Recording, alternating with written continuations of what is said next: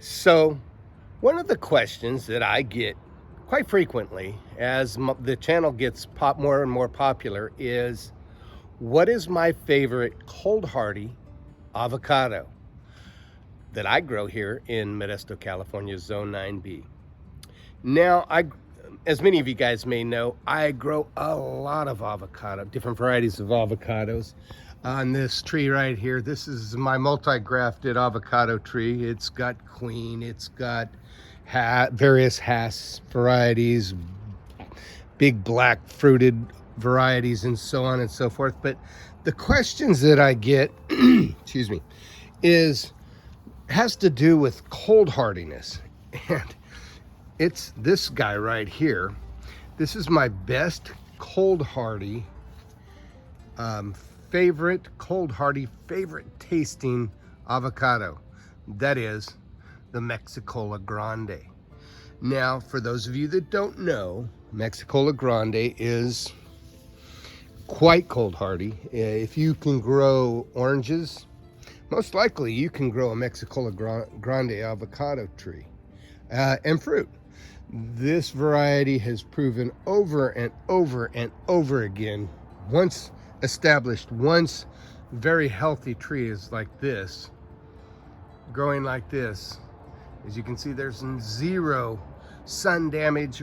There was zero cold damage for the entire life of this tree here.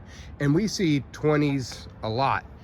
But it's so odd. This Mexicola Grande is in the process of producing more flowers. It flowered in May, I believe. April. It was a little late, but it's in the process of flowering again.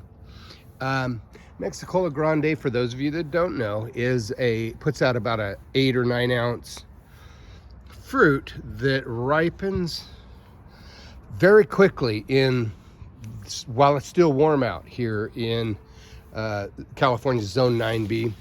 It usually produces fruit. We got some over here.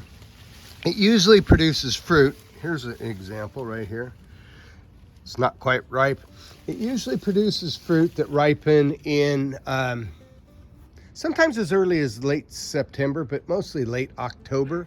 Well, it's still warm here, where our average high temperature in Modesto is, in the 80s in October. And then it drops dramatically in November. And so the fruit will hold on until probably late November. But by then, we get our first frost usually in early December. And so for those that are interested in growing a hardy variety of avocado, your first timer, give Mexicola Grande a try.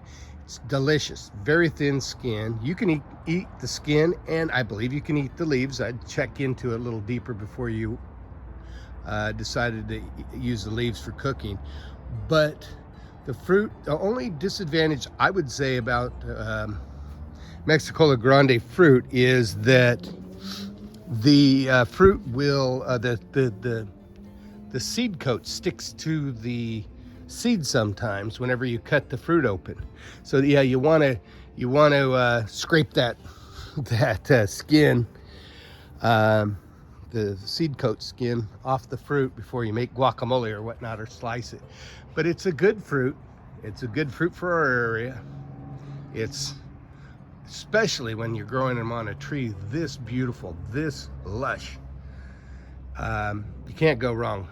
The coldest my tree ever seen, I had a Mexicola Grande in my backyard, was 21 degrees. 21 degrees. It did have a little bit of damage on the top, but down here below where it's protected by its canopy, it did just fine. And it produced fruit the following year. So not all results are going to be that way. It depends on your tree's health, how you fertilized it, and so on. As you can see, my tree is on a raised bed. I plant all my avocado trees on raised beds because it's just easier to control the fertilization. But yeah, that's pretty much it. For those that had the question of what's a good beginner cold hardy avocado, I would say Mexicola Grande. My name is Jeff. If you like this channel, click that like and subscribe button. Don't forget to hit the notification bell. Comments and questions, leave them in the comment section below. I do my best to get back to everybody's comments and their questions. You have a wonderful day.